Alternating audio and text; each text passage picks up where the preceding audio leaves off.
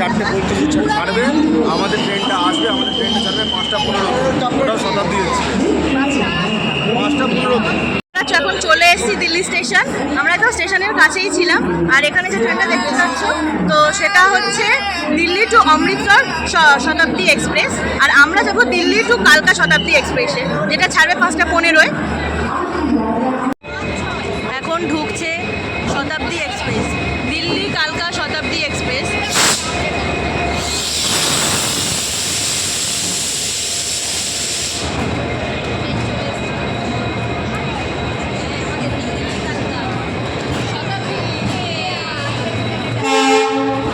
আমরা ট্রেনের ভিতর ঢুকে পড়েছি। এটা হলো শতাব্দী এক্সপ্রেস, নিউ দিল্লি টু কালকা। সিটগুলো কিন্তু ভীষণ সুন্দর, ভীষণ সুন্দর। এখানে একটা ইয়ে রয়েছে যেটা দিয়ে কিন্তু পিছনে হেলান দেওয়া যায়, সঙ্গে রয়েছে এখানে পা দেওয়ার জায়গা। এখানে খাওয়ার জন্য বেশ বড় টেবিল রয়েছে। মানে ডিস্টেন্সটাতেই পাচ্ছ কতটা দূর পর্যন্ত খাবারের এখানে টেবিল দেওয়া রয়েছে। এখানে কিন্তু নিউজ পেপার রয়েছে, এবং শুধু নিউজ পেপার অনেক কিছু রাখা যাবে। এখানে রয়েছে জলের বোতল, তার সঙ্গে এখানে রয়েছে 2খানা চার্জ দেওয়ার জায়গা। সিটগুলো কিরকম?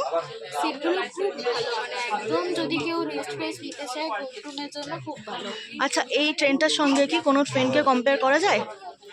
এই ট্রেনটার সঙ্গে সামহাও বন্দে ভারত, কিন্তু বন্দে ভারতের সিট আর একটু ভালো, কিন্তু তবুও এই সিটগুলো অতটা বন্দে ভারতের মতন ভালো না হলেও বেশ ভালো।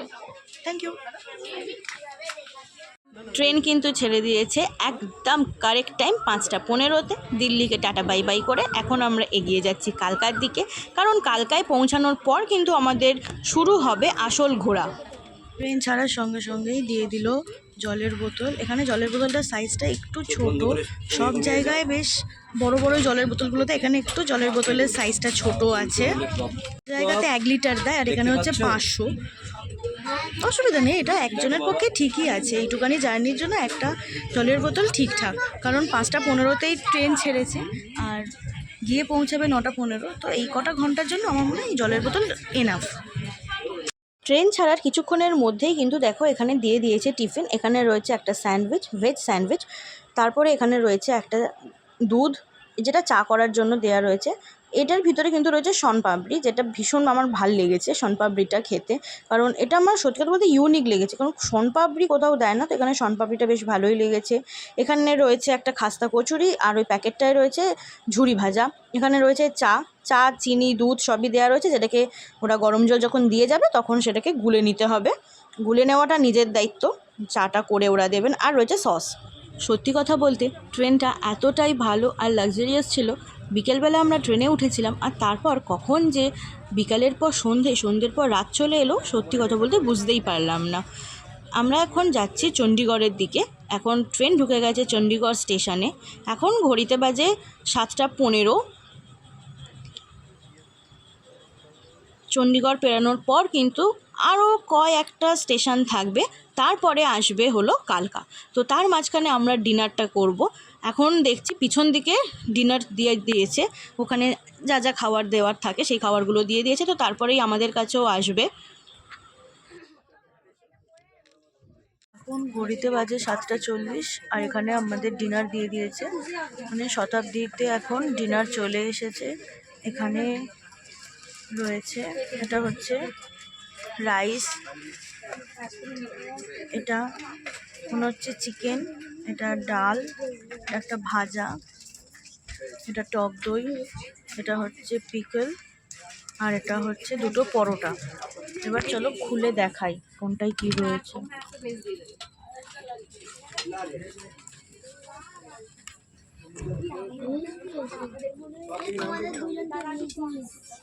এখানে পনির রয়েছে। আচ্ছা, এটা ভেজ, সরি আমি অবশ্য ভেজই নেব বলেছিলাম। তো আমার এখানে পনির রয়েছে, চারটে না অনেকগুলোই বেশ বড় ভালো সাইজের পনির রয়েছে, 1 2 3 4 5 6 7 7টা পনির রয়েছে।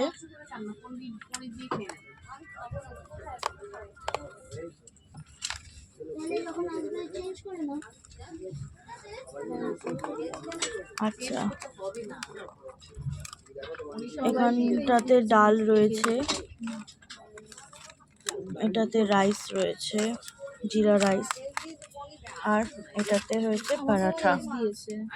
আমাদের খাওয়া প্রায় শেষের দিকে। আমি পনির নিয়েছিলাম আর ও নিয়েছিল চিকেন। তো এখানে দিয়েছিল 4টে রুটি, এখানে রুটি কোনো পরোটা নয়, প্লেন ছোটো ছোটো রুটি। কিন্তু সত্যি কথা বলতে খাবারের কোয়ালিটি মানে একদম না, টেস্ট তো একদমই ভালো না। এই যে পনিরের যে তরকারিটা করেছিল মানে ঝোলটা মানে কতটা বিভৎস খেতে হতে পারে। আমি তো ঝোল থেকে পনিরগুলোকে ডালের মধ্যে ট্রান্সফার করে দিয়েছি যাতে একটু ভালো খেতে লাগে।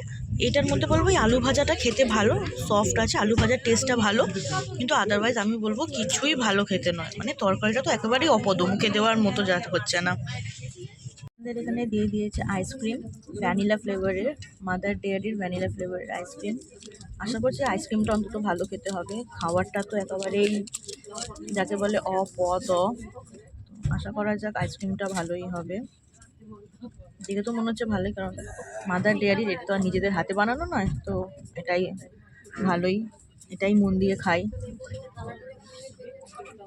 ফাইনালি আমরা কালকা এসে উপস্থিত হয়ে গেছি। আর এই যে ট্রিপটা, এটা কিন্তু আমাদের স্বপ্নের ট্রিপ। তো এখন মনে হচ্ছে আর কিছু ঘন্টা, তারপরেই জাস্ট রাতটা পুরো পেরোতে লাগবে না, 4টের মধ্যেই কিন্তু আমরা বেরিয়ে যাব। কারণ 4:50 রয়েছে শিবালিক থেকে শিবালিকে করে আমরা যাব সিমলা। আমরা চলে এসেছি কালকাতে। এবার আর কিছু না, একদম স্টেশনের সামনাসামনি কোনো একটা হোটেলে আমরা থেকে যাব, কারণ কালকেরে আবার আমাদের 5:45 রয়েছে শিবালিক। আমরা এখন দাঁড়িয়ে রয়েছি স্টেশনের বাইরে, কালকা স্টেশনের বাইরে। এখানে প্রচুর ঠান্ডা রয়েছে, তবে সিমলা মানালির মতো বলবো না, তবে ভালোই ঠান্ডা রয়েছে। এখানে এখন 16 কি 17 চলছে, তবে হালকা একটা মানে পুলিকর আমরা পরে রয়েছি। আর কালকেরে যখন আমরা শিবালিকে যাব, আমাদের তো মোটামুটি 4:30টার মধ্যে বেরিয়ে যেতেই হবে। আর কালকেরে আমাদের ট্রেন রয়েছে শিবালিক 5:45, তো তখন ভালোই ঠান্ডা লাগবে, বেশ একটা মোটা ধরনের সোয়েটার পরতেই হবে। তো ভিডিওটা এখানেই কমপ্লিট করছি, টাটা বাই বাই।